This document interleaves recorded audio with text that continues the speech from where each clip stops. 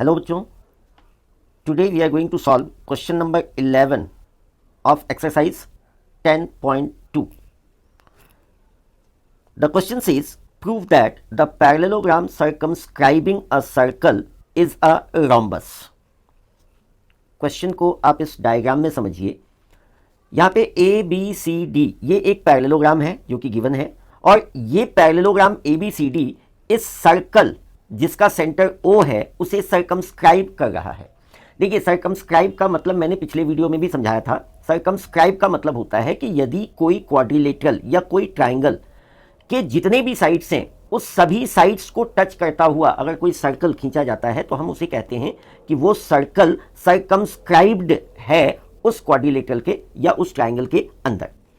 So now यहाँ पे हमें दिया हुआ है कि ये एक सर्कल जिसका सेंटर ओ है वो पैरेललोग्राम एबीसीडी के अंदर सर्कमस्क्राइब्ड है, और हमें प्रूव करना है कि अगर ऐसा है then ABCD is a rhombus. आपको मैं याद दिलाऊं कि रोम्बस, अगर किसी पैरेललोग्राम को हमें रोम्बस प्रूव करना है, ये 9th क्लास में आपने किया हुआ भी था क्वाड्रिलेटरल चैप्टर में, तो अगर आप किसी पैरेललोग्राम के किसी दो कंसेक्यूटिव साइड को इक्वल दिखा देते हैं, सपोज करो यहां हमने ए बी और बी सी को इक्वल दिखा दिया, इन दैट केस हम जानते हैं कि क्योंकि A B C D parallelogram है और पैरेललोग्राम के opposite sides equal and parallel होते हैं, तो इसलिए ए बी इक्वल है डी सी के और बी सी इक्वल है ए डी के।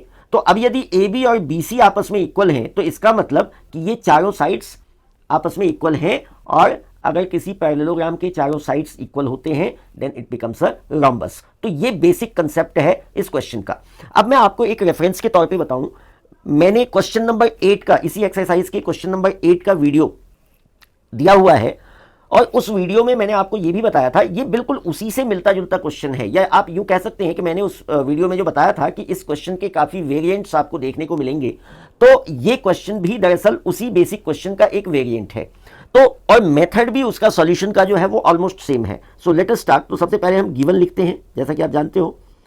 तो गिवन में हम लिखेंगे A B C D is a parallelogram which circumscribe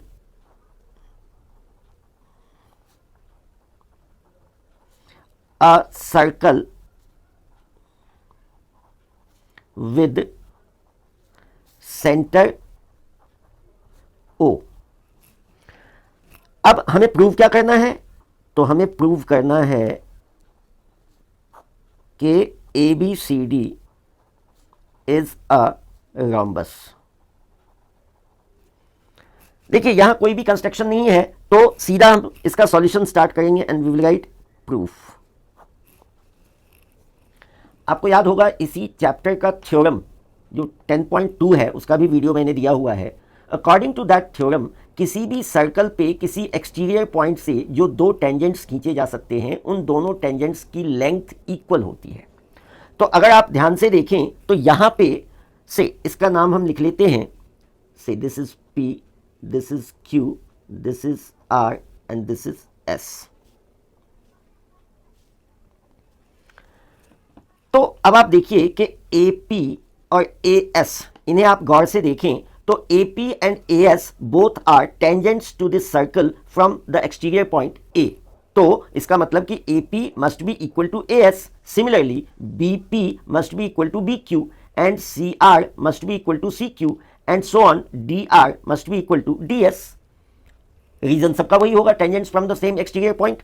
तो हम उसी बेस पे इस क्वेश्चन को प्रोसीड करते हैं। सो सबसे पहले हम लिखेंगे AP is equal to AS, this is first reason. Tangents from the same exterior point are equal in length. So now similarly we will write BP is equal to BQ, this is second. Now we will write CR is equal to CQ and then DR is equal to DS. Say this is third and this is fourth. अब हम लिखेंगे adding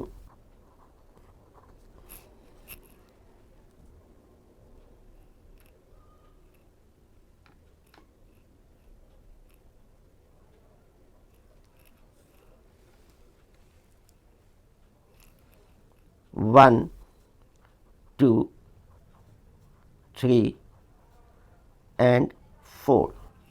So what we get, AP plus BP plus CR plus DR, that will be equal to AS plus BQ plus CQ plus DS.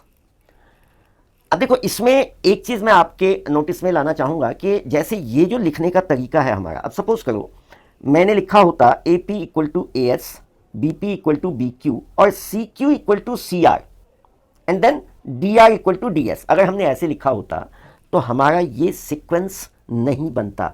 सो यहाँ पे एक चीज़ आपको ध्यान रखना है इस खास सीक्वेंस का, ये जो आप देख रहे हैं, सो दैट क्योंकि इन सब के लेफ्ट साइड को हम एक साथ प्लस करते हैं और राइट साइड को एक साथ प्लस करते हैं और इसी से हमारा वो रिजल्ट आने वाला है। तो अब आप देखिए डायग्राम में एक बार आप देखिए, पहला हमारा है AP प्लस BP, तो AP प्लस BP क्या बनेगा, it will be AB।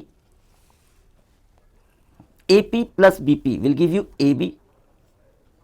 CR plus DR, CR plus DR, CR plus DR will give you DC plus CD is equal to, now you can go AS plus DS, AS plus DS will give you AD, AS plus DS will give you AD and BQ plus CQ will give you BC. अब क्योंकि AB और CD, आप देखिए AB और DC ये दोनों parallelogram के opposite side से हैं, सो they must be equal.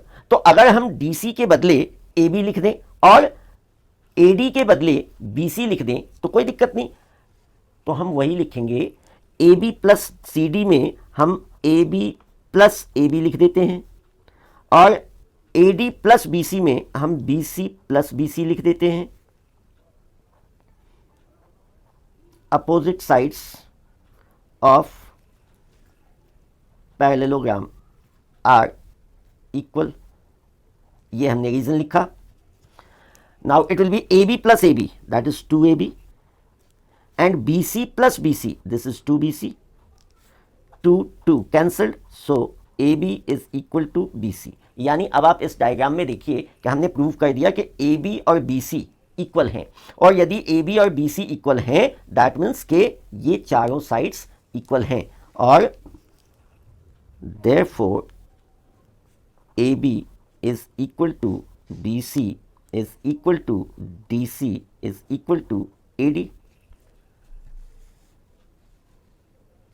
that is ABCD is a parallelogram with all sides equal, therefore ABCD is a rhombus, and this is what we have to prove, so we'll write hence proved।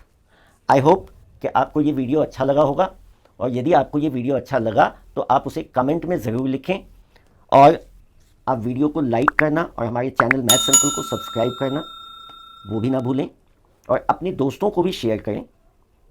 So we'll meet with a new question. Till then, keep watching Maths Uncle.